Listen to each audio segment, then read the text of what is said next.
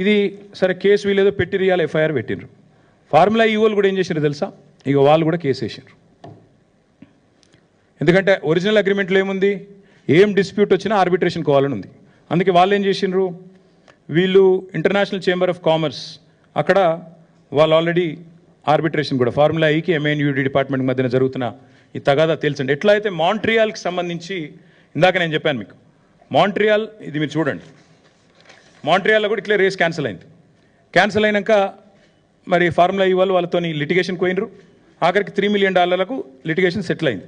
అట్లాగే సెటిల్ చేయాలన్న ఉద్దేశంతో హరీష్ సాల్వే అనే ఒక ప్రముఖ లాయర్ ఉంటారు, ఆ లాయర్ని పెట్టుకొని వీళ్ళు లండన్ నుంచి వీళ్ళు ఈ ఆర్బిట్రేషన్ ప్రొసీడింగ్స్ కూడా వీళ్ళు స్టార్ట్ చేశారు.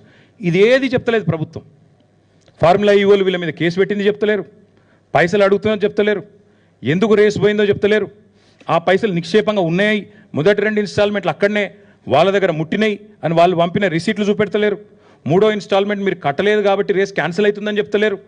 ఆఖరికి ఎఫ్ఎంఎస్సిఐ దగ్గర వచ్చిన పైసలు, వాపసు వచ్చిన పైసలు అవి తీసుకుంటందుకు కూడా వీళ్ళు ముందుకు వస్తలేరు. This is the fact of the matter. ఇందులో ఇప్పుడు కరప్షన్ ఎక్కడుంది, కాకరకాయ ఎక్కడుంది, కేసు ఎక్కడిది, మన్నెక్కడిది నాకైతే అర్థమైతలేదు. ఇక మీకేమైనా అర్థమైతే నాకు తెలియదు కానీ